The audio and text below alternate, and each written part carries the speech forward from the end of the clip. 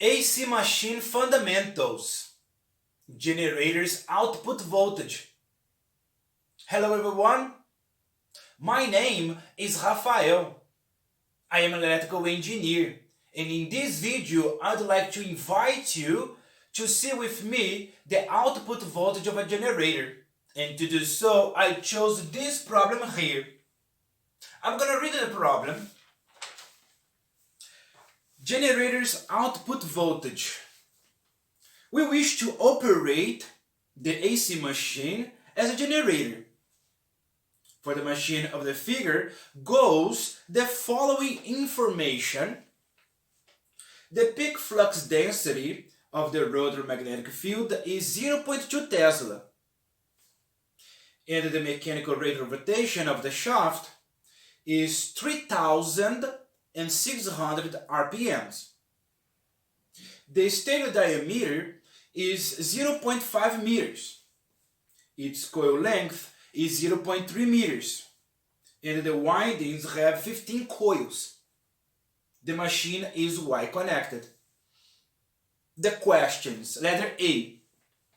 What are the three-phase voltages of the generator as a function of time? What is the RMS phase voltage of the generator? And letter C. What is the RMS terminal voltage of this generator? Letter B, RMS phase voltage. Letter C, terminal or line voltages. Okay, my friends, now that we know what the problem wants us to do, let's do it. Let's solve the problem. First of all, we need to understand the law of induction that's going to enable us calculate the voltages. E ind is equal to V cross B dot L. If we develop this law of induction here for a three-phase machine, we get the three-phase voltages. EAA prime of T is equal to E max sine WT. EBB prime of T is equal to E max sine WT minus 120 degrees. ECC prime of T is equal to E max times the sine WT plus 120 degrees. Okay, and now we need to know E max. E max is going to be NC, which is the number of turns, phi, which is the flux, and W, the rate of rotation. Okay, and we can further develop that, and then we get that phi is equal to 2 times R times L times B, okay? Which can be rearranged and gives D times L times B. The problem gave us D. The problem gave us L and B. Then we can simply put it here and find that D is equal to 0.5 meters. The length is 0.3 meters. And the magnetic flux density is equal to 0.2 Teslas. And then it is equal to the flux. The flux is equal to 0.03 Weber. Okay, we are almost there. Now let's calculate W. W is going to be equal to 3,600 RPM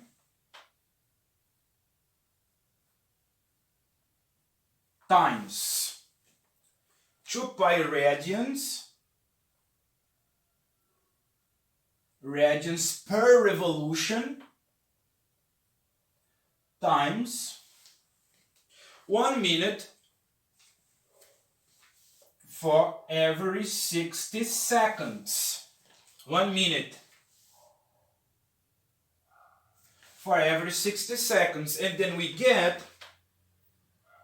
377 radians per second. And then we are going to use these results here, there. All right?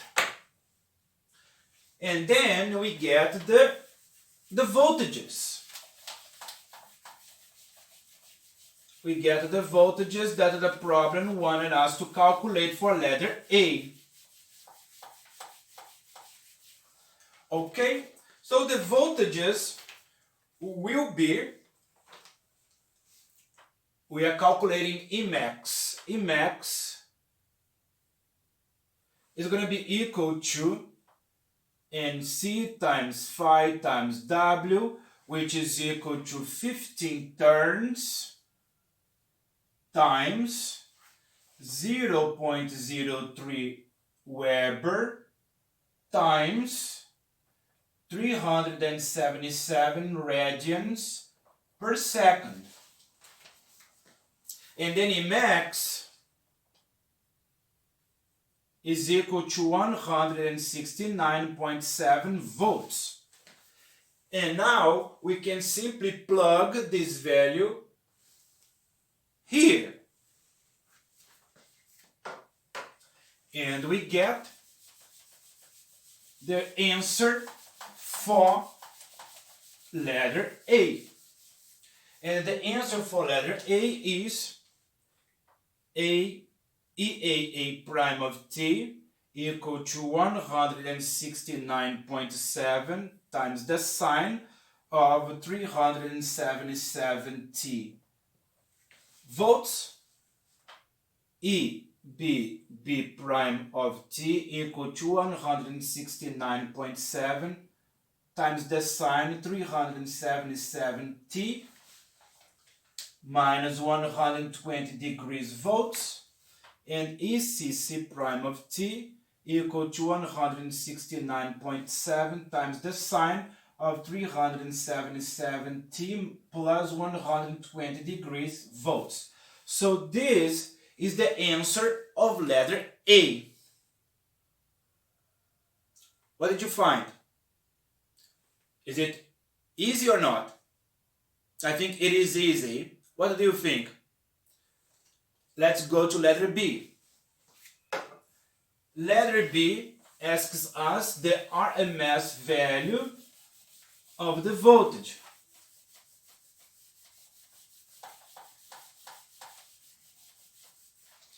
The RMS value is going to be A for phase A. It is going to be equal to E max divided by the square root of 2.